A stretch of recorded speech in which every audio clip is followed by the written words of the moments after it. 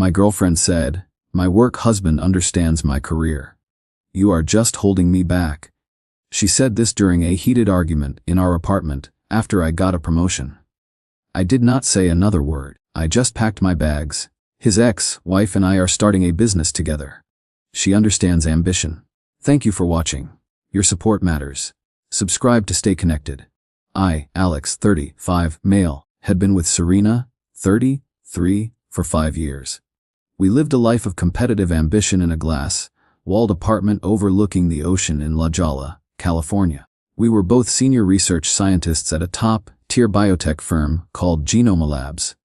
My focus was on novel drug delivery systems, a quiet, methodical corner of the lab. My salary was $160,000 a year. Serena worked in business development, translating our science into marketable products.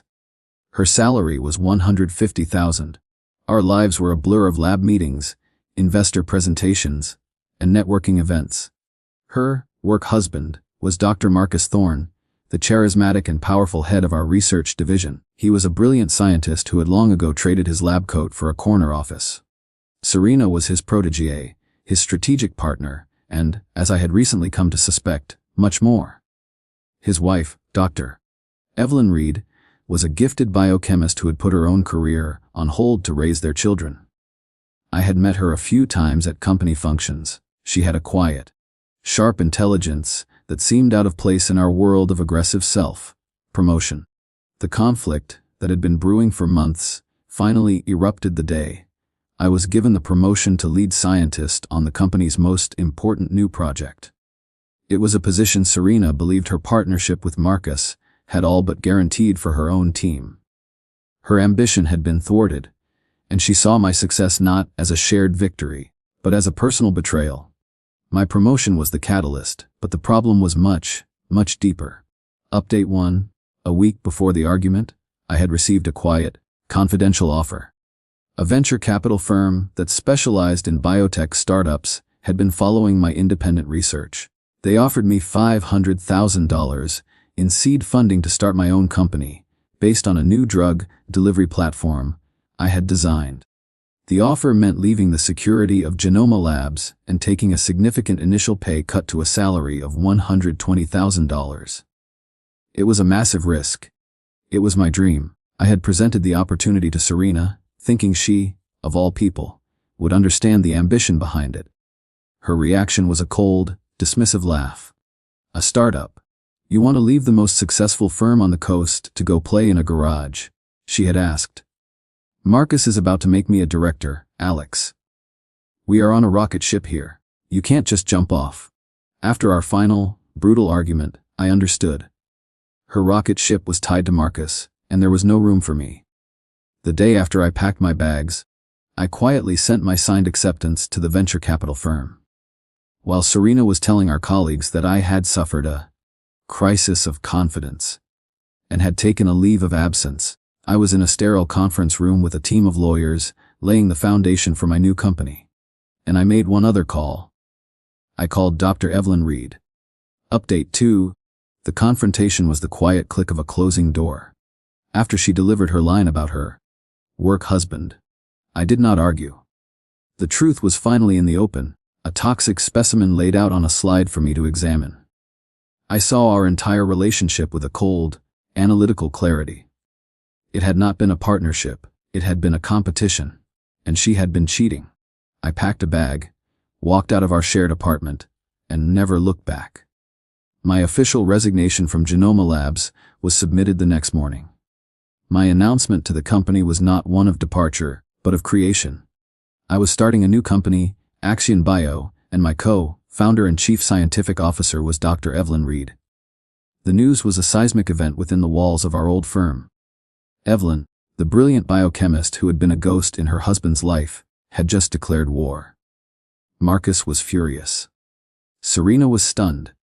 They had expected me to crumble, to retreat into the background. They had never imagined I would build a rival kingdom, with the one person who knew all their secrets. Update 3. The fallout was a campaign of professional assassination. Marcus and Serena used their influence to spread rumors that I had stolen intellectual property, that Evelyn was unstable, that our new venture was a sham. They tried to poison the well with investors and potential hires. It didn't work. We moved to the Research Triangle in North Carolina, a world away from the insular politics of the San Diego biotech scene. We rented a small but state-of-the-art lab space and hired a small team of hungry, brilliant young scientists. Our new life was a study in pure, focused work. We were free from the corporate bureaucracy, from the endless meetings, from the toxic ambition of our old lives.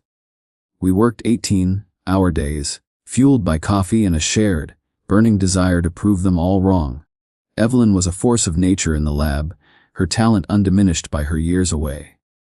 Our partnership was not a romance, it was a perfect, symbiotic fusion of two brilliant scientific minds. We were building something real. Update 4. Our new life was a quiet, relentless pursuit of a single goal. We thrived in the lean, focused environment of a startup. Our research moved at a speed that would have been impossible at Genoma Labs.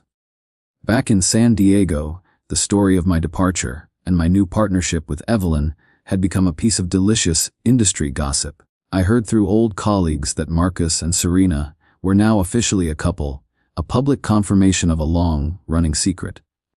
After 6 months of grueling work, we hit our first major research milestone, a proof of concept that was years ahead of our projections. Our venture capital partners were ecstatic. They led a second, much larger round of funding, valuing our small company at $20 million. Evelyn and I both received our first significant bonuses. We used the money not for new cars or fancy houses, but to buy a new, more powerful electron microscope for the lab. Update 5. A major national biotech journal published our first paper. The article, detailing our revolutionary new drug delivery platform, was a sensation. The quiet startup from North Carolina was suddenly the talk of the industry. The article included a professional photograph of me and Evelyn in our lab. Our titles were Co-Founder and Chief Executive Officer, and Co-Founder and Chief Scientific Officer. The news, a quiet, irrefutable testament to our success, was a direct hit to our old lives. The emails from Serena started a few days later. She was proud of me. Marcus was a tyrant who was stifling her talent. She had made a terrible mistake. She saw now that my vision had been the right one all along. My parents, who had been worried and confused, called me, their voices filled with a quiet, profound pride. Update 6. She appeared at our lab in North Carolina. She was dressed for a board meeting, a vision of polished, corporate power that looked entirely out of place in our world of lab coats and safety glasses. "LX," she began, her voice a soft, practiced melody of regret. I was a fool. I let Marcus blind me. I met her in our small, simple reception area. Evelyn stood quietly beside me. "What do you want, Serena?" "I want to be a part of this," she said. "I can lead your business development. I can take this company to the next level."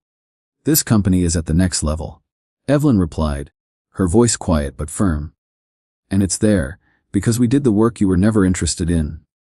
"You don't want to join our company, Serena," I added. "You just want to acquire a more successful one. This isn't a merger and acquisition. It's a closed-door meeting." We turned and walked back into the lab, leaving her standing alone. Update 7. Their retaliation was a declaration of corporate war. Genoma Labs, led by Marcus, filed a lawsuit against our company, claiming we had stolen proprietary research. It was a baseless, bullying tactic designed to bury our small startup in legal fees. It was a fatal miscalculation.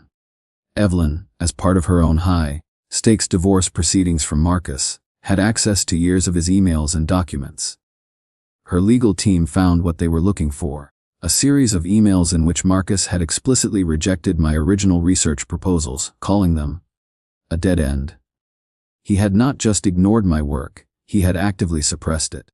The lawsuit was not just dismissed, it was a public relations catastrophe for Genoma Labs. The story of the powerful R&D chief, who had tried to bury a brilliant idea, only to have it become a rival success story, was a perfect, damning narrative. Marcus's professional reputation was shattered. Update 8. A year later, Aption Bio went public in a spectacular IPO that valued the company at over $500 million. Our drug delivery platform was being hailed as a once-in-a-generation breakthrough. Evelyn and I, once the quiet, overlooked scientists, were now two of the most respected names in our field. I received one last, long, rambling email from Serena. Her career at Genoma Labs had stalled after Marcus's public humiliation. She had left the firm and was now a mid-level consultant. The email was a bitter, self-pitying account of a career that had been unjustly derailed. It ended with a hollow, meaningless apology. I deleted it and went back to work. Final update: a few months ago, I was the keynote speaker at a major industry conference. After my speech, I was approached by one of the senior partners from the venture capital firm that had first funded us. "I wanted to tell you," he said, shaking my hand. "We get 1,000 pitches a year. They're all full of ambition. But ambition without integrity is just a fast way to fail." He looked at me, a look of genuine respect in his eyes. "You and Evelyn, you had both. That's the rarest combination in this business. And it's the only one that ever truly wins." His words were the final, quiet validation of the path I had chosen. The most important lesson I had learned was about the nature of partnership. A true partnership is not about shared ambition. It is about shared values. It is about finding someone who understands that the real work is not in the presentation, but in the quiet, patient, and honest pursuit of the truth. It is about finding someone who doesn't just understand your ambition, but who shares the integrity upon which that ambition is built.